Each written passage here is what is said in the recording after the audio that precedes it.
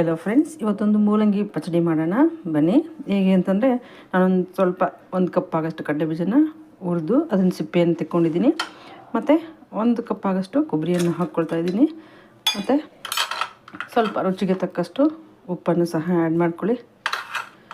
ಮತ್ತು ಹುಣಸೆ ಹಣ್ಣು ಸ್ವಲ್ಪ, ಮತ್ತು 1 ಪಿಂಚ್ ಆಗೋಷ್ಟು ಶುಗರ್, ಇಷ್ಟನ್ನು ಸಹ ಗ್ರೈಂಡ್ ಮಾಡ್ಕೋಬೇಕು ಫ್ರೆಂಡ್ಸ್. ಮೊದಲಿಗೆ ಫಸ್ಟೇ ನಾನು ಇಲ್ಲಿ ಮೂಲಂಗಿಯನ್ನು ಜಜ್ಜಿ ಇಟ್ಕೊಂಡಿದ್ದೀನಿ. ನಂತರ ನೋಡೋಣ ಫ್ರೆಂಡ್ಸ್. ನೋಡಿ ಫ್ರೆಂಡ್ಸ್, ಈಗ ಚಟ್ನಿ ರೆಡಿಯಾಗಿದೆ.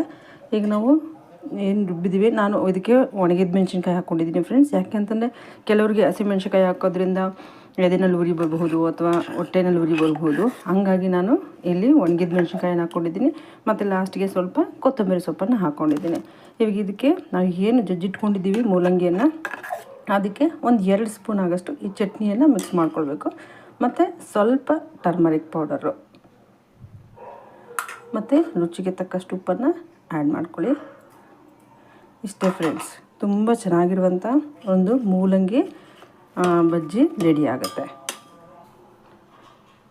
ಈ ರೀತಿಯಾಗಿ ಮಿಕ್ಸ್ ಮಾಡ್ಕೊಳ್ಬೇಕು ಫ್ರೆಂಡ್ಸ್. ಫಸ್ಟೇ ನಾನಿಲ್ಲಿ ರಾಗಿ ರೊಟ್ಟಿಯನ್ನು ಮಾಡಿಟ್ಕೊಂಡಿದ್ದೀನಿ.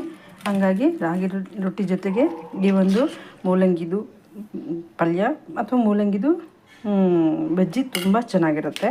ಒಂದು ಸರಿ ನೀವು ಟ್ರೈ ಮಾಡಿ ಫ್ರೆಂಡ್ಸ್. Thank you.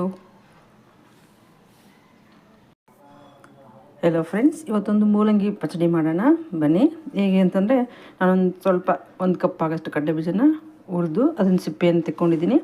ಮತ್ತು 1 ಕಪ್ ಆಗೋಷ್ಟು ಕೊಬ್ಬರಿಯನ್ನು ಹಾಕ್ಕೊಳ್ತಾ ಇದ್ದೀನಿ.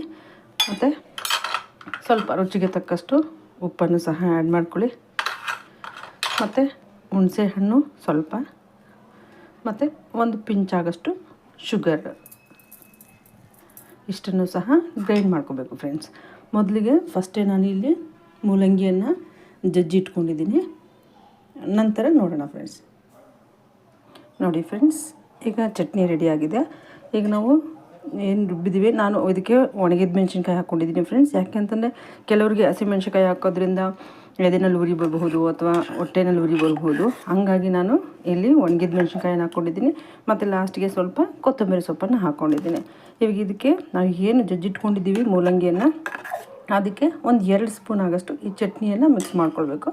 ಮತ್ತು ಸ್ವಲ್ಪ ಟರ್ಮರಿಕ್ ಪೌಡರು, ಮತ್ತು ರುಚಿಗೆ ತಕ್ಕಷ್ಟು ಉಪ್ಪನ್ನು ಆ್ಯಡ್ ಮಾಡ್ಕೊಳ್ಳಿ.